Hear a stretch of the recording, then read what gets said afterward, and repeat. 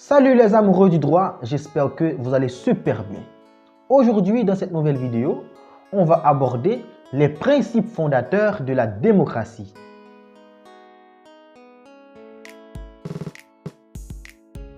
Ok la famille, c'est parti.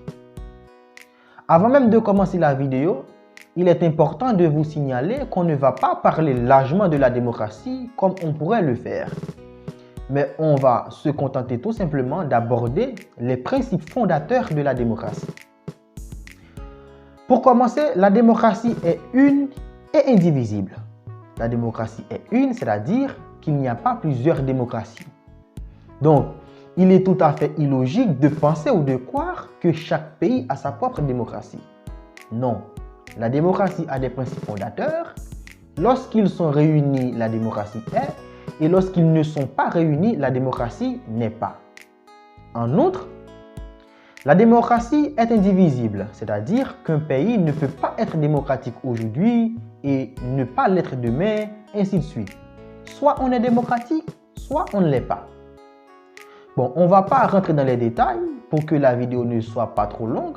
On va rentrer rapidement dans les principes fondateurs de la démocratie. La démocratie a environ 4 principes. Le premier principe de la démocratie, c'est la liberté. Un régime démocratique, tous les citoyens sont libres. Et lorsqu'on parle de la liberté ici, c'est la liberté sous toutes ses formes. La liberté d'expression, la liberté de circuler, la liberté de religion, etc. Mais attention, être libre ne veut pas dire qu'on a le droit de faire tout ce qu'on veut et même porter atteinte aux droits des autres citoyens. Non.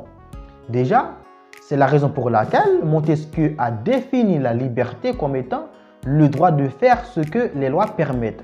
C'est-à-dire que vous êtes libre, mais être libre de faire ce que les lois vous ont octroyé comme prérogative. Abordons maintenant le deuxième principe de la démocratie, à savoir l'égalité.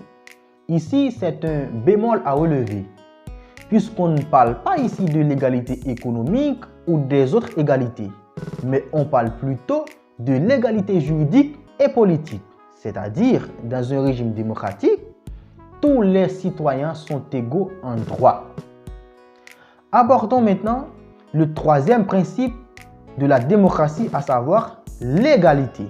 Ici, l'égalité s'écrit sans apostrophe, ce qui signifie que la société repose sur des normes juridiques préalablement, clairement et démocratiquement établies, ce qui ne laisse pas de place à l'arbitraire.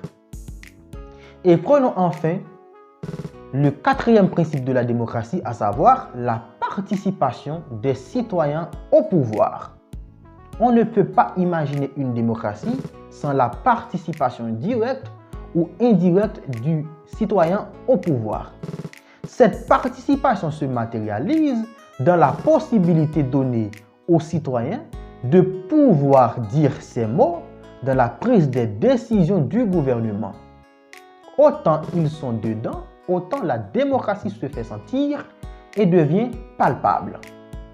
J'espère que vous avez tout compris. Si c'est le cas, n'hésitez pas une seule seconde à vous abonner à la chaîne et à activer la cloche de notification pour ne rater aucune de nos prochaines vidéos.